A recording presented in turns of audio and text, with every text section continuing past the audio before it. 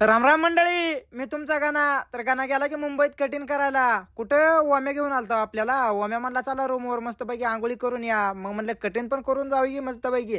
मग कटिंग केली म्हणतात काय यार बाज कॅंगार. कटिंग कसली करायला यालाच माहिती. हसत होतो आम्ही त्याच्यावर. हो म्हणलं तिक बाले चिकना पान दिसायला लागला गो गोरा पान. आला की ओम्याच्या रूमवर. मग मस्तपैकी फ्रेश झाला निघालो की कुठं चला की म्हणलं काय आता पोटपूजा करावी की. मग आला की मस्तपैकी नाश्ता केला म्हणताय, पोहे दाबले की म्हणताय मस्तपैकी केलं. आम्हाला ताटा बाय बाय म्हणलं वामा आता तुझा कामावर, आम्ही जातो आमच्या कामावर. मग आला की म्हणता फटकानं अडवलं. रेल्वे आली मस्त पैकी. मग घेतला की रेल्वेचा एक शोट. आला की म्हणता त्यावर नंबर दिला की आपला भरायला पुण्याहून. मग निघाला की उगा जुनी गाणी वाजवत उगा गडी मस्त पैकी कुठे मुंबई पुण्याला. हो सॉरी मुंबईला कशाला आलं बरं रिटर्न जायचं.